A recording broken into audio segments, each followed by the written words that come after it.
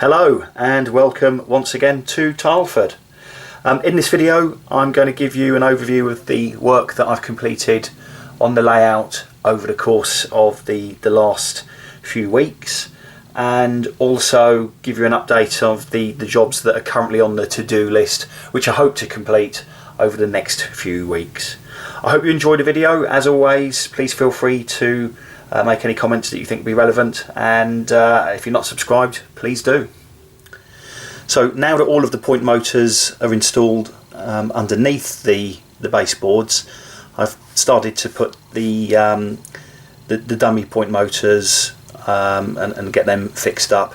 They're the Pico point motors, and I just gave them a coating with Halford's primer and then weathered them using some weathering washes from Games Workshop, which actually have done a good job.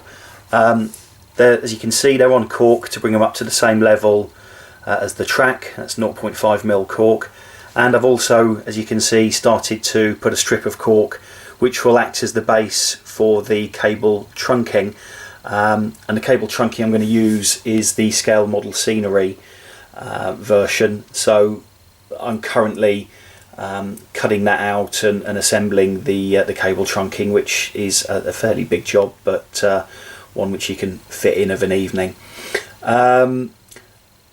Moving forward, I'm going to be getting the AWS grids and what have you on the track to try and make it look as realistic as possible.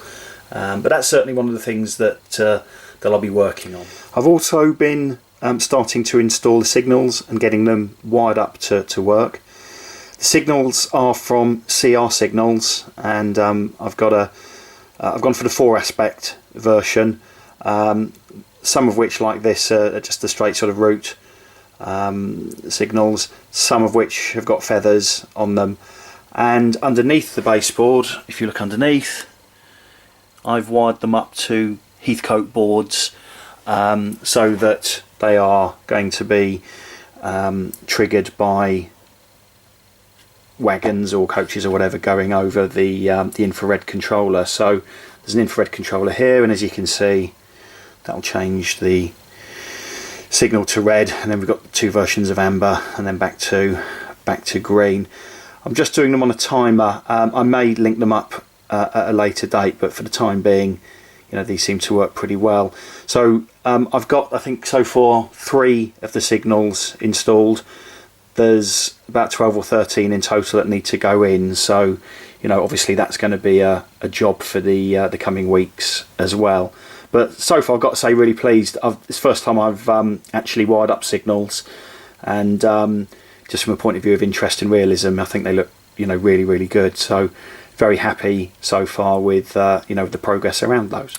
I've also completed work on the platforms for Tileford station.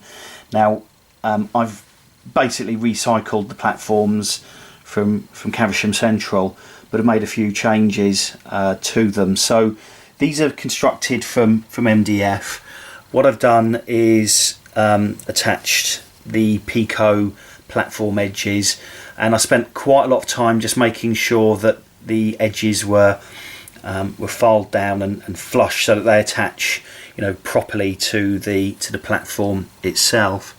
On Caversham Central, I just painted the MDF grey and put some lines on it, and that I think looks okay. But this time round, I've tried to make them look a bit more realistic, and have used the scale model scenery platform textures to hopefully give them that added bit of realism. And I think they've come out looking pretty good. There's a few join marks and that kind of thing, but I'm hoping that by the time I get station buildings on them, that will cover a few of the joins. I used varnish to kind of just fix them, and in places the varnish has dried, as you can see here, just a bit weird really, but not really a great deal I can do about that. And I think obviously platforms, they're not uniform grey, they do have variation in tone and colour and so on. and in places I've actually used, as you can see here, other pieces and fixed them over the top and then coloured them to make them look as though it's you know, it's been a patchwork job on the platform, and I think I've just about got away with it. So there's 3 platforms in total, and as we move across you can see that the one nearest to me has had a bit of extra work done on it, and I've actually started putting a station building in place there.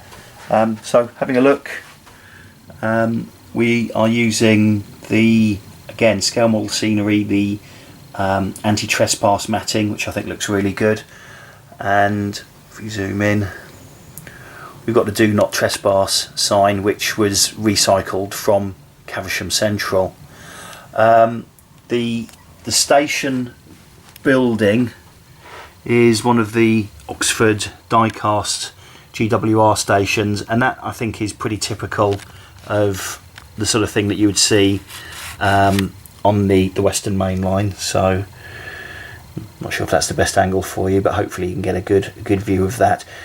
It's in place, but obviously it needs lighting, adding, and a whole load of extra work. What I've also done is, out the back here, is put in place a retaining wall, and I raised the baseboard up by another piece of plywood, which I think is about 1 centimetre. So actually it just works a bit better for the back side of the platform. So we've got that running along the length of platform number 1, and I constructed some steps out of card to raise it up to the level of the station building itself, and couldn't resist the temptation to chuck in a bloke playing the guitar and a phone box, which is mainly to mask a bit of a gap in the or not quite a perfect fit, I should say, in the wall. So that's really the work that's been done on the platforms and the station. I'll probably do a little bit more, but really the main focus has got to be on the track work. But I just fancied a bit of a change, which is why I've you know, done what I've done on this platform. And hopefully you'll agree with me. I think it looks pretty good so far. It's a decent start.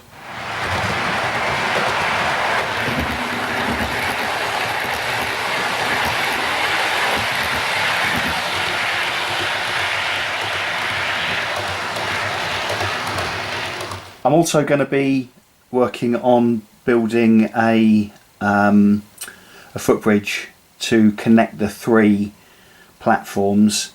I'm going to use a fairly basic Hornby footbridge as the basis for this, and then I'm going to scratch build around that. So, you know, in any modern station these days, you need to have wheelchair access and, you know, all that kind of thing, in addition to the sort of steps. So that's something I'm going to be looking at doing again over the course of the next few weeks and months. And again, I'm actually looking forward to that. Those of you that remember the footbridge at Caversham Central, which was very big and was meant to be a bit of a representation of the station at Reading, this won't be even in the same league in terms of size, but I am hoping that the quality of it will be better. So again, just a nice project to have a bit of fun with and see how we get on. So the to-do list includes fitting more of the CR signals in place and wiring up the Heathcote boards underneath. This is one of the feather, and I've got the extended sensors on it, which hopefully will work pretty well. As I mentioned earlier, there's probably another 10 or so signals to go in. I've started to put them in situ. You can see here as I said earlier, the cork which the cable trunking will go on, and that runs around the full length of the track, and in places will also be going across the lines for to access other points. So there's a heck of a lot of the scale model scenery cable trunking to be made, and you know, that in itself will take quite a lot of time to get put together. And then, as I said, also it's getting the you know, the AWS ramps and the grids in place on the track itself before I can then move on to ballasting the track, which I think will be the next logical thing to do. Other than that, really, it will be a case of putting in relay boxes and all of the other kind of paraphernalia that you know, is part and parcel of a modern railway today. So yeah, a lot of sort of fiddly stuff, really. Slightly more long-term than that, at the end of the station area and before we get to the fiddle yard, I'm going to be putting a bridge across here, and the idea is that everything from the platform backwards will be going up to just a higher level, and there will be shops and housing and what have you running along the back of the station. So hopefully, you know, that'll give a bit of different aspect to it, and a bit of variety rather than it just being a flat layout. So there'll be a heck of a lot of work to be done around that, and stuff I've not really done before. So actually quite looking forward to, you know, to giving it a good old go. As we move round the layout, this corner over here, I'm going to be putting in place a modern vehicle unloading facility, basically the kind of thing that you see with lots of trucks and that kind of thing. So that's something that I'll be working on again in the future. Get on. So that really is it from me in terms of progress on the layout. I hope you like what you're seeing. I think the track work is good, and more importantly, the track work seems to work, which is also a bit of a bonus. So I'll get back to fitting point motors and cable trunking and signals and all of that good sort of infrastructure stuff. In the meantime, you know, thanks very much for checking in with me, and as I said earlier, I hope you like what you've seen. All comments really gratefully received, and I will upload another video giving you an update at some point over the course of the next few weeks. Anyway, thanks for checking in. See you again soon.